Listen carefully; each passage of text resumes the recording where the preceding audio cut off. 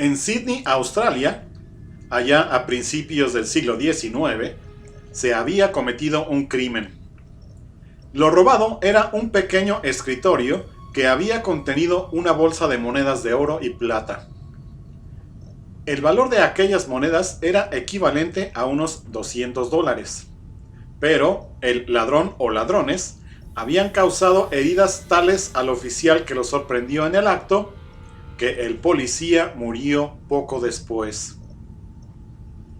Debido a esto, la policía de la ciudad se dedicó en cuerpo y alma a buscar al culpable o culpables. Así fue hasta que dieron con un tal Joseph Samuels, un hombre de pésima reputación.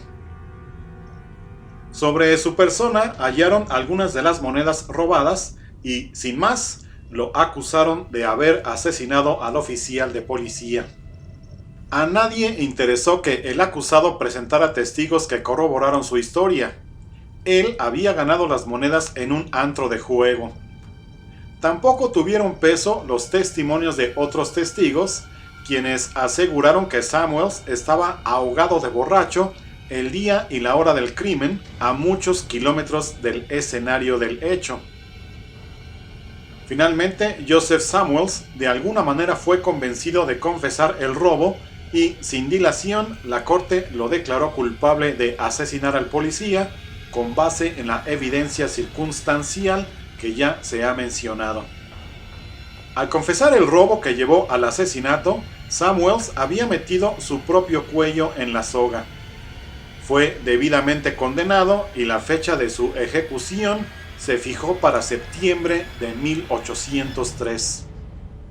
Mientras todo esto ocurría, también estaba arrestado un cómplice de Samuels, Isaac Simmons, a quien la policía no había podido sacarle una confesión sobre el robo y el asesinato.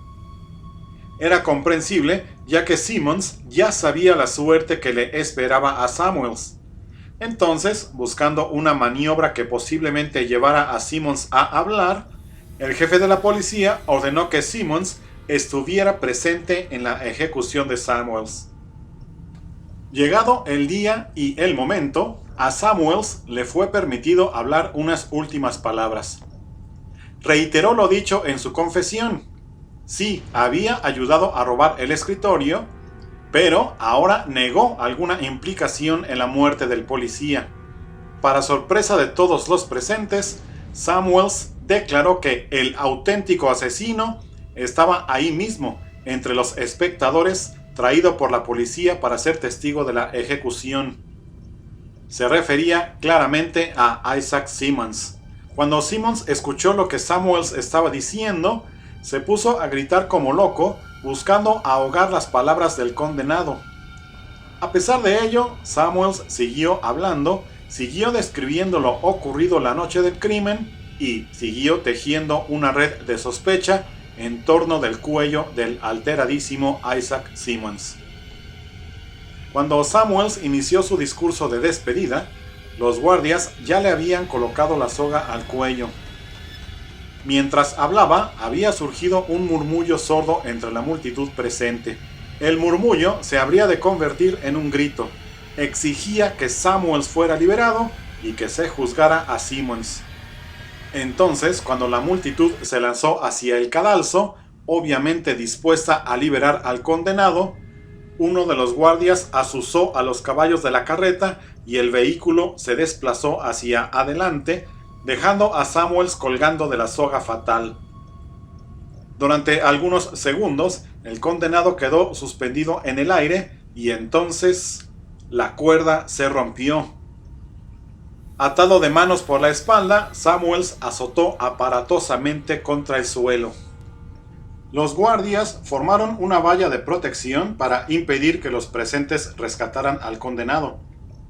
Rápidamente, el verdugo le colocó una nueva soga al cuello. Samuels, apenas consciente, fue puesto de nuevo sobre la carreta y bajo el cadalso. Como apenas podía mantenerse en pie, fue sentado sobre un barril colocado sobre la carreta. El jefe de la policía dio la orden y la carreta salió disparada de debajo del acusado. Estupefacta, la multitud contuvo el aliento. Todo indicaba que ahí mismo Samuels iba a morir. Sin embargo, la multitud quedó horrorizada, pues esta vez la cuerda comenzó a deshilarse hebra por hebra hasta que Samuels quedó pisando el suelo, todavía con el cuello apretado por la soga, pero sosteniendo su peso sobre los pies. La gente presente rugió: «¡Libérenlo! ¡Déjenlo libre! ¡Es la voluntad de Dios!». Pero el jefe de la policía no creía en intervenciones de tipo divino. Gritó nuevas órdenes y rápidamente una tercera cuerda fue ajustada al cuello de Samuels. Momentos después, por tercera vez, la carreta salió de debajo de los pies del condenado. La sacudida fue violenta. Samuels empezó a ser estrangulado, pero nuevamente la cuerda se reventó justo arriba de su cabeza. Samuels se derrumbó sobre el suelo, aunque medio inconsciente, seguía vivo. Esta vez el jefe de la policía saltó sobre un caballo y a todo galope se dirigió a la oficina del mismísimo gobernador para reportar aquella increíble cadena de sucesos. El gobernador ordenó una suspensión temporal de la condena de muerte, pero Samuels no se daba cuenta de lo que estaba ocurriendo. Un testigo del evento comentó que Samuels estaba algo confundido y entorpecido de la cabeza y al principio no entendía las piadosas nuevas que le comunicaban. Una minuciosa investigación posterior reveló que no existía sabotaje alguno de las cuerdas. La tercera de estas, la que se había reventado como si fuera un cabo del hilo más delgado, era completamente nueva y había sido probada con un peso de 180 kilos. Finalmente, Isaac Simmons fue enjuiciado, condenado y ahorcado por el asesinato del oficial de policía. Joseph Samuels, el hombre que en una sola mañana había sido ahorcado 3 veces y había vivido para contarlo, quedó libre. Sin embargo, ignorando aquella insólita oportunidad que le había brindado el destino, Samuels no tardó en volver a sus turbias andanzas y a sus malas compañías. Volvió a caer en prisión y esta vez los guardias le aseguraron que enfrentaría a una cuerda más sólida e irrompible. Sin embargo, Samuels y un grupo de compañeros convictos lograron fugarse de la cárcel de Sydney, se robaron la lancha de un navío y se perdieron en el mar. Todo indicó que el hombre que burló 3 veces al cadalso había agotado sus oportunidades, pues ni de él ni de sus compañeros de fuga se volvió a saber jamás. Ahora conozcamos el caso de John Lee, un condenado por el brutal asesinato de una anciana en Exeter, Inglaterra. Aquel 23 de febrero de 1895, amaneció muy frío. Ante unos 100 espectadores, John Lee fue escoltado hasta el cadalso.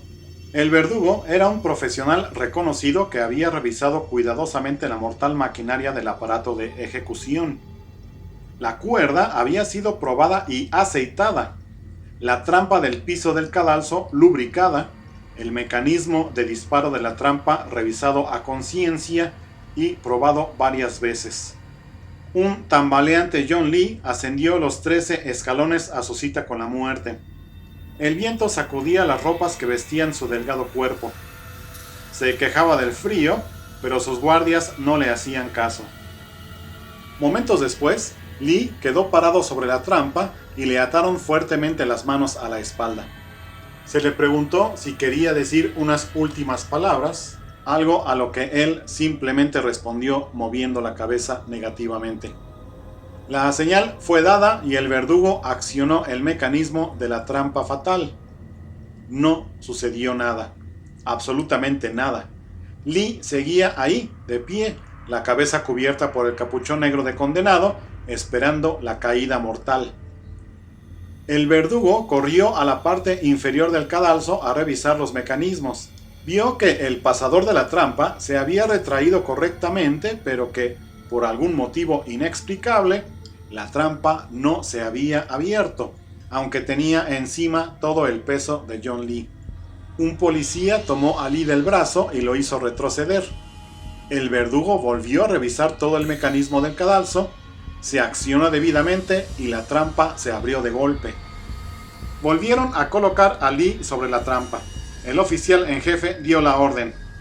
El verdugo accionó el cerrojo de la máquina y, nuevamente, la trampa se negó a caer. Los espectadores comenzaron a murmurar. Sus cuerpos eran recorridos por escalofríos. Una cosa era ejecutar a un condenado y otra someterlo a la muerte una vez tras otra. Tenían que hacer algo y rápido. Así, el mismo alcaide de la prisión se paró sobre la trampa. Se sostuvo con fuerza de los brazos de dos de los guardias y ordenó que se accionara la trampa.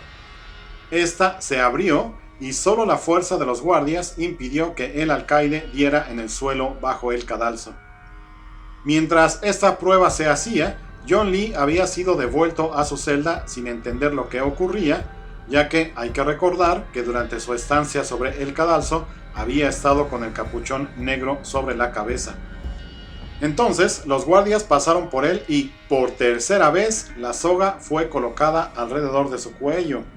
Por insólito que parezca, de nueva cuenta falló la trampa.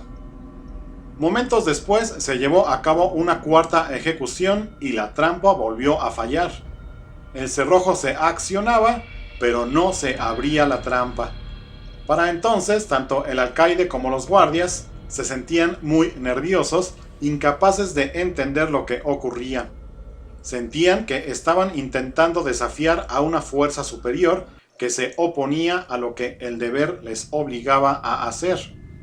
Finalmente, aquel día la ejecución quedó suspendida. El alguacil de Exeter envió un informe a sus superiores. El informe fue enviado a su vez al ministro del Interior. Unos días más tarde fue motivo de un debate en el Parlamento y finalmente la condena a muerte de John Lee fue conmutada por prisión vitalicia, aunque unos años más tarde John Lee recuperó la libertad. Se llevaron a cabo exhaustivas investigaciones para tratar de esclarecer el mal funcionamiento de aquel cadalso que accionaba a la perfección, excepto cuando John Lee tenía la soga al cuello. Jamás se pudo explicar su mal funcionamiento. Años después, durante una entrevista con reporteros de los principales diarios ingleses, el propio John Lee diría: «Siempre me ha parecido que aquel día recibí ayuda de un poder mayor que el de la fuerza de gravedad». El tercer caso también se dio hacia finales del siglo XIX. Esto en 1893, en el estado sureño de Estados Unidos, Mississippi. El jurado salió de la corte para decidir cuál sería el destino de William Purvis, acusado de asesinar a un colega agricultor en el curso de una discusión. Purvis había admitido la discusión acalorada con su coterráneo, pero negaba haberlo asesinado. Sin embargo, carecía de las pruebas necesarias para dar soporte legal a su aseveración. Purvis siguió sentado con la cabeza entre las manos mientras el jurado deliberaba. Este no tardó mucho. Poco después, su representante leía en voz alta el veredicto: culpable. Momentos después, el juez dictaba la sentencia: deberá ser colgado hasta que muera. El 7 de febrero del año siguiente, Purvis fue conducido al cadalso donde habría de pagar su deuda con la sociedad. Cientos de curiosos se habían reunido para presenciar su muerte.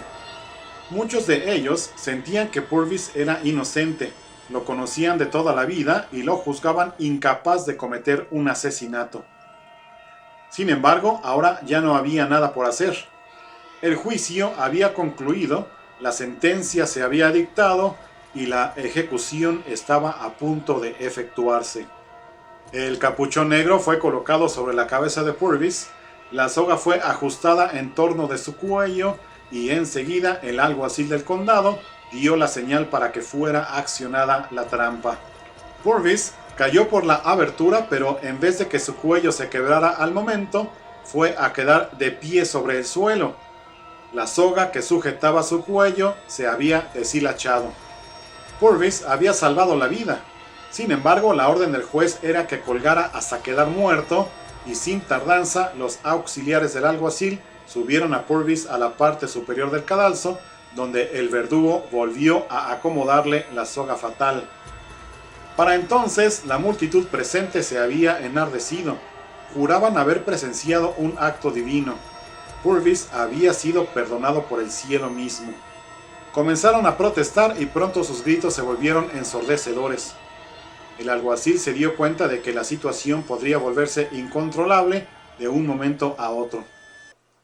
Decididamente le quitó el capuchón de condenado a Purvis y, pistola en mano, para amagar a la multitud que juraba haber presenciado un milagro, lo hizo bajar del cadalso para conducirlo nuevamente a su celda.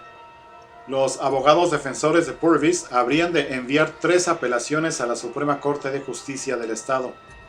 Las 3 serían rechazadas. Milagro o no, Purvis había sido condenado y la ejecución tenía que cumplirse. Se fijó una nueva fecha para la ejecución, 12 de diciembre de 1895. Esta ejecución nunca tuvo lugar. Convencidos de que el condenado era inocente, los amigos y vecinos de Purvis irrumpieron en la cárcel durante una noche de tormenta y se lo llevaron mientras el alguacil estaba ocupado en otra parte. Durante un año, Purvis fue ocultado por sus amigos. En este periodo, hubo un cambio de gobierno y llegó un nuevo dirigente al poder. Este habría de conmutar la condena de muerte de Purvis por prisión de por vida, cuando finalmente el fugitivo se entregó a las autoridades. Para entonces, el caso de Purvis se había vuelto famoso en todo el estado y miles de cartas fueron a parar sobre el escritorio del gobernador pidiendo perdón para el condenado, cuya vida había sido salvada por el rompimiento de la soga en el cadalso.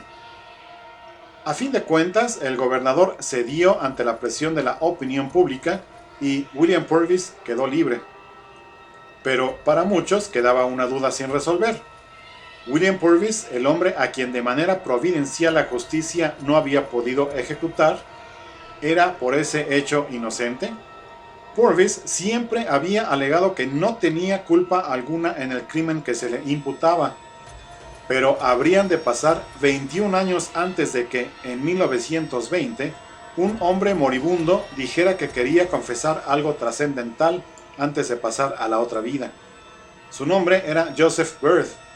En su lecho de muerte, pidió testigos y, ante ellos, confesó que él había asesinado al hombre cuya muerte había llevado a William Purvis a vivir su inconclusa condena en el cadalso.